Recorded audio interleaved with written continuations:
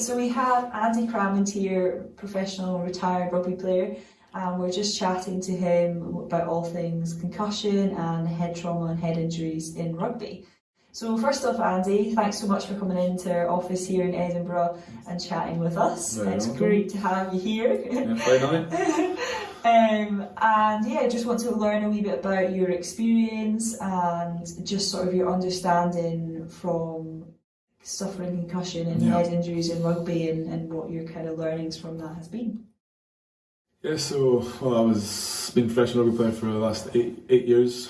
Probably in the early few years, or before that, I probably didn't really have any exposure to concussions, not aware of anything.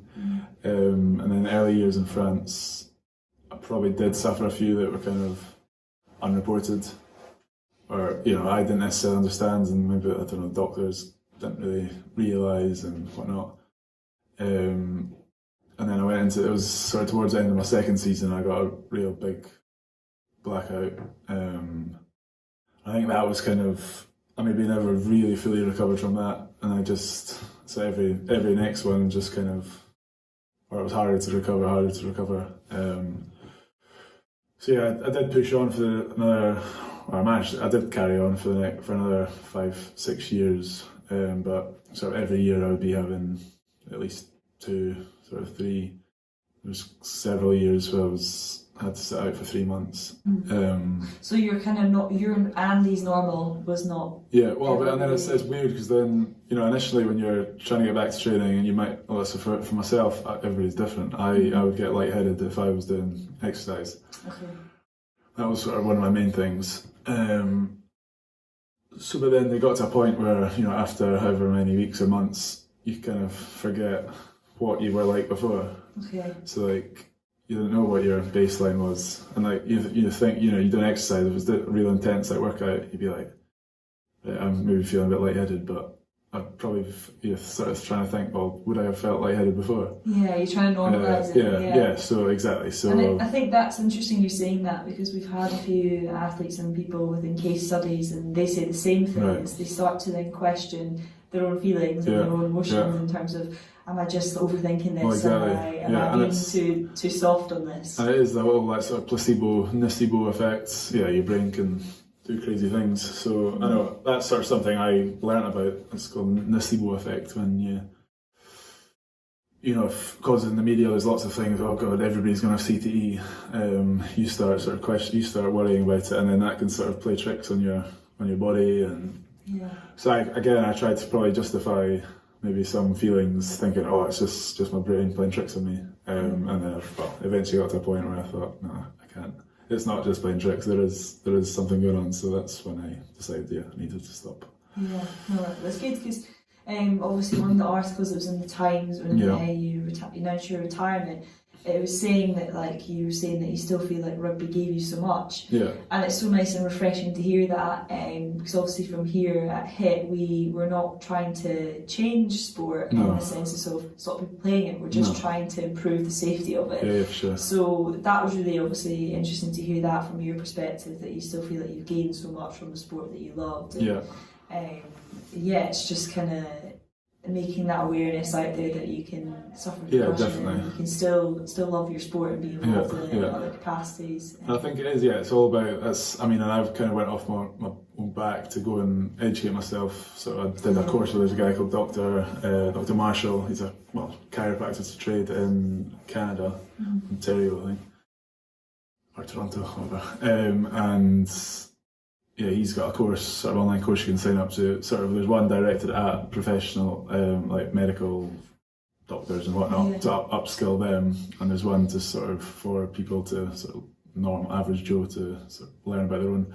Often people that have prolonged symptoms, ski injuries or mountain biking, or people that in normal day life outside of professional sport, they've suffered one, maybe in a car crash, and want to understand what's going on with them and how to fix themselves. So big things on diets and physical therapy, diets, and then mental things you can do and work on your whole stress. So with this course, was it, I think it was online, and like what was your kind of key learnings from it? Like when you came away from the course or after you'd done the course, were you kind of like, oh, I know more about this area, or like would you then maybe signpost friends and families to it? Yes, I kind of became the go-to guy. Like it was weird in France. It was a bit unfortunate. Like I felt as if I freaking knew more than the doctors. Okay. It's like I'd be asking quite things that I was learning in the course. Like I'd go and ask for their opinion, and then just would have like no idea what I'm talking about.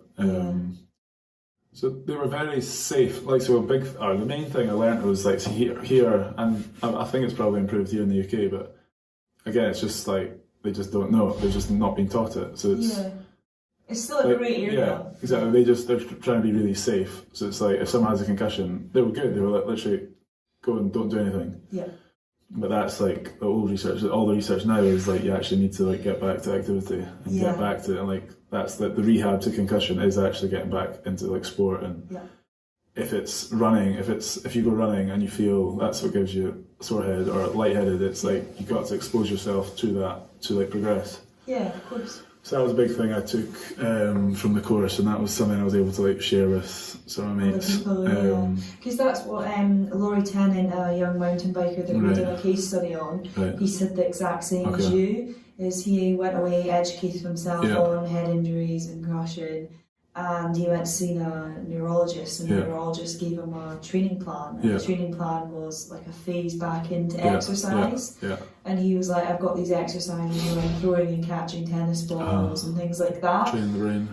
Train the brain really, and he's saying that's done wonders, and it was way better than the kind of old-fashioned just don't sit in a dark room and So I think there's definitely space initially. I think for the first 48 hours that is still kind of recommended, but then after that you got to try and get back into it and push through not to a point where you're crying with pain or whatever, but like so you can control. There's a happy medium. Yeah, exactly. And it's safe. Like getting on a bike. A bike's really good because it's a real controlled environment, like a static bike, because it's a real controlled environment, and you can monitor. Like there's things you monitor your heart rate, and there's safe thresholds where you can sort of work in. So I found the bike was the sort of easiest place to do that. What else was I going to say there?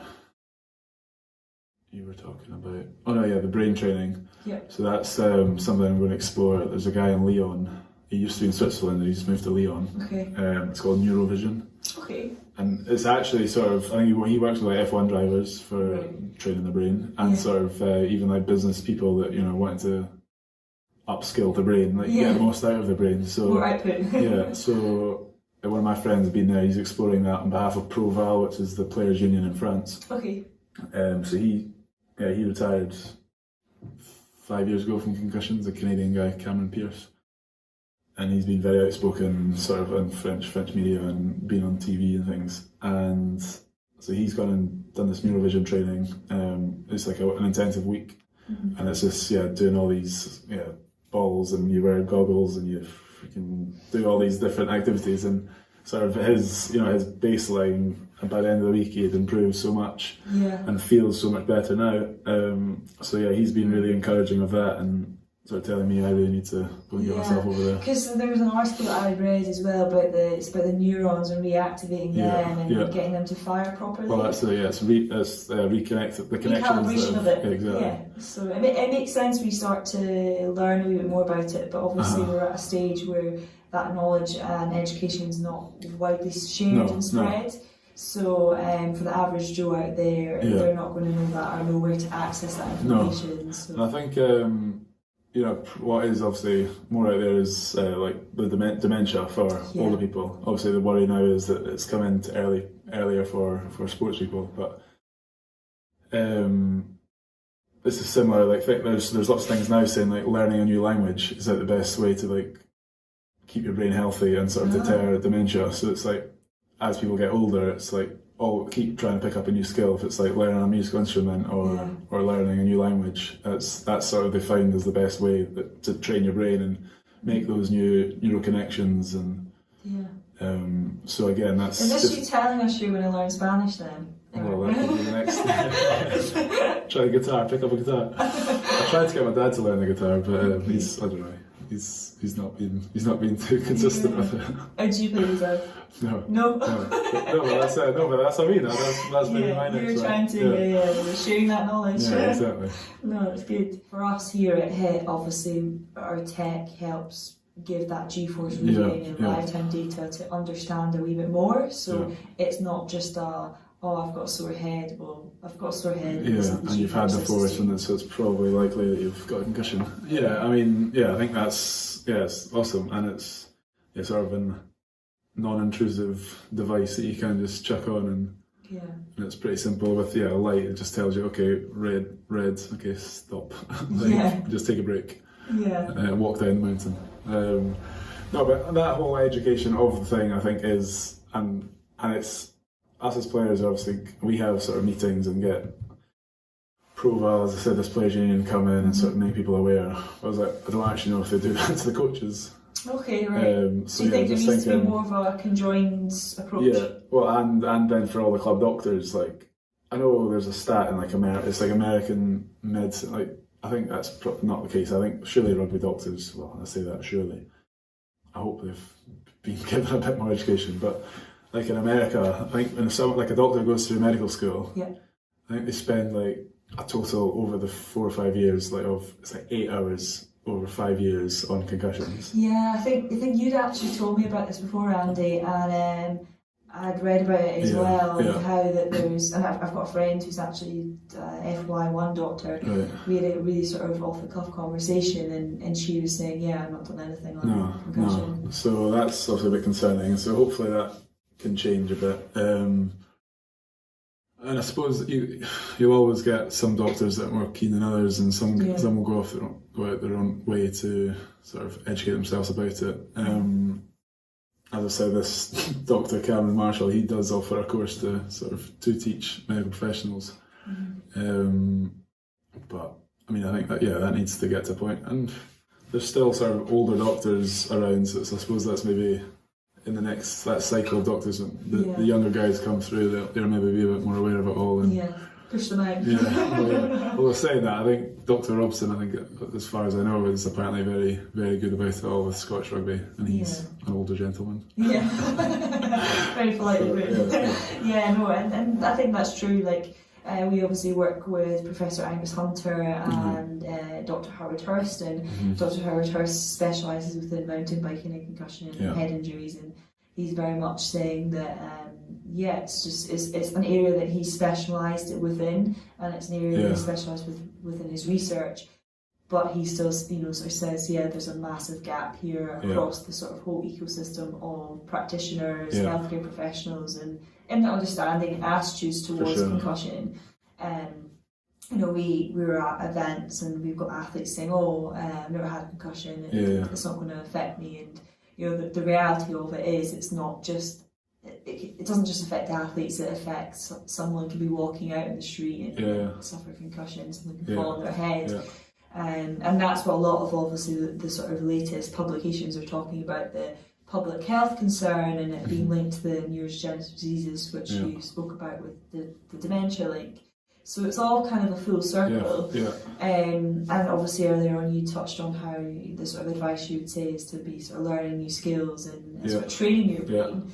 And sort of, would you say that's one of the sort of advices you would give to other people out there, or? Yeah, well, for sure. That's one of my other friends, the guy Callum Wilson, English guy, he retired just before me, and that's the discussion I'd like to chat with him, and he sort of feels, maybe we are now at that higher risk of sort of having sort of this, neurodegenerative things, but now that he's obviously making a lot more of an active effort to around brain health. So, and there's also supplements and sort of MCT oil and different mushrooms that are good for brain health. There's other products out there, So that's what he feels, as if that, and maybe doing meditation and all these things that are good for your health and good for brain health, and we are sort of hoping that we're now concentrating on the brain health, which will sort of actually put us in a better place than we would have been beforehand.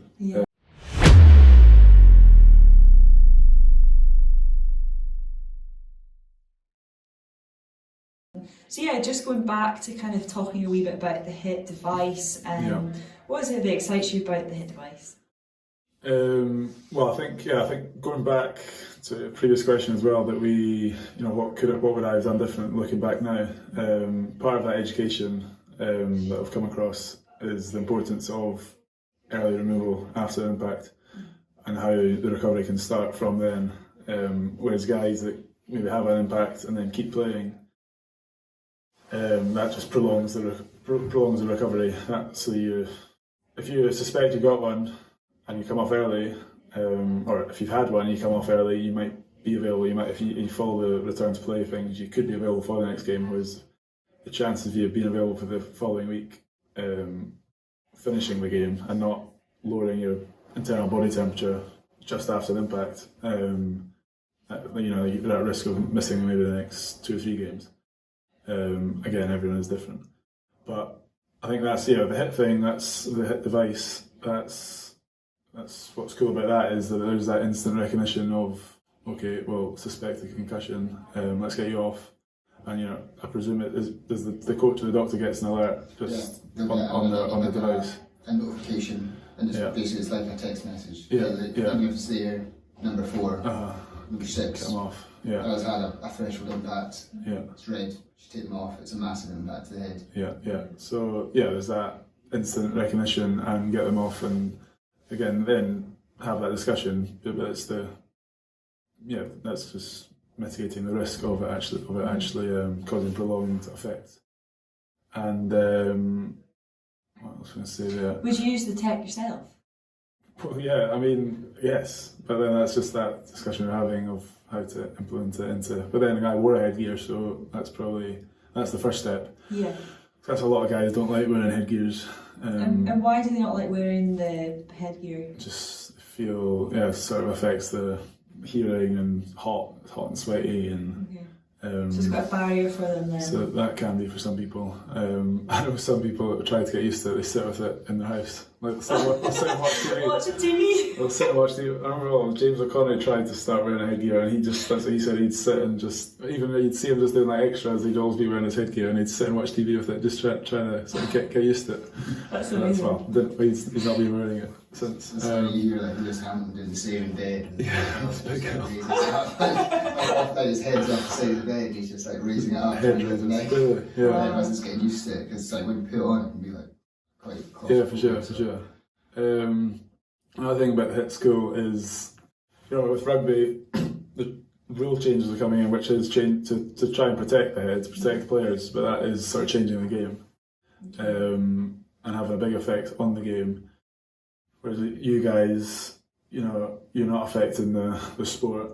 You're just mitigating that risk of concussion. Well, not mitigating the risk of a concussion, but that early identifier, which can then improve the recovery and get players back to playing. Because what we were saying outside was that, what would you do differently again? And you were saying, I was like, well, you wouldn't play the game differently. No. Because ultimately then it's not rugby. No. But it's about, again, it's just about making it slightly safer and a bit of extra detection. So you can play as hard as you want. Detection. Because then that's, again, we were talking of sort of nocebo and placebo effects, and people start questioning, because there's lots in the media about, oh God, like, there's all these concussions happening. People that are getting, like, say with a big tackle, they weren't necessarily getting a concussion, but some people will be worrying, oh God, maybe I must have got a concussion then. So some people might, if they're proactive, some people might take themselves out, even if, that's being safe. But then, again, if you just have a device which does tell you, all right, you have had that whiplash, or you've had that direct impact, or, it's a good thing. Yeah, exactly. It's just really interesting to hear about from your point of view, because obviously here in the office we have like conversations every single day about concussion. Have you seen this article? Have you seen this? And it resonates with what you've said in terms of the wider piece of it, and like one of the papers I was reading as well was basically saying that there's media framing around it, and it's kind of building that scarce kind of attitude towards it, when actually it's not something that we need to necessarily be scared of. We just need to be more mindful of it. Definitely. And by being mindful, it's actually having that awareness, that education, using tech like it's to really help in that process and making a full circle approach. Sure. So no, I reckon that education is a big thing, and then if you have these tools to be able to help that identification, I think that's a massive part of it. We monitor as an active lifestyle people. It's like you monitor your steps, your heart rate, your cadence, how far you've run, how far you've walked, how fast you've. You love the stats. Yeah, we love the stats. We love data. So it's everyone's like, oh, it's just extra data. I was like, well, we collect so much data, and we're so concerned about concussion. Yeah, we know that a huge amount of concussions come from impacts to the head. Yeah. But why are we not monitoring that impact? It's like, if you think about it like super simply like that, it's like, and then on the back you're monitoring, but you're also creating a cognitive passport. So it's like in the logbook there, you're going back and you're seeing a load over time. So it's like, I think we mentioned it briefly, it was before we were recording, which is like that cumulative effect during one sitting. But it's like, you take certain points throughout the season where, third of the way through, halfway point, and you're looking at that load that's been. So we do that with GPS. They'll do, in pre-season, the conditioners will look at your player loads and they'll say, right, you've hit your meters, and then that's this is exactly the same. And it's like, okay, now you're in a risky area to cause injury, so they'll pull you out of training. And so that's just exactly the same as what you're that same model and pop it in there. So let's do the head. You've exposed yourself to too much sort of impacts, and right now you're still okay, but now you're in a higher risk category to do something or for something bad to happen. Yeah, or potentially, I know they're chatting about, they might even do it. I know the Harlequins definitely do it, which is like kind of removing contact sessions. Like why, as a pro rugby player, are you going to get better from one match to the next during the season of performing that skill, becoming more physical? It's like, again, this is just my opinion, so take from it what pinch of salt. It's like you build up in the off season, and you build up your strength, power, and then throughout the season you're just maintaining. Just trying to get from week to week. No, it's 100%. There's no point in sending everyone out to smash each other. Actually, you're just wanting to do 100% for the game. Well, that's it. And then it's so frustrating when you see you get injured in training. Like you get injured on a Tuesday morning, and it's like because you get smacked by two guys in double tackles, and it's like, what the hell's the point in that? Or I've had concussions from doing stupid drills, and it's not good that that's happened, but it's nice that you're sharing that, because I think there's a lot of perceptions out there that concussion just happens in the big games, big big hits, but that's the ones that don't get sort of reported necessarily, because it's, that's up to the player themselves to kind of go, right, that's me done. Whereas in games, and that's where your device can come in, and if it's, if you're wearing it as you do with a GPS, you wear it every training session, every match.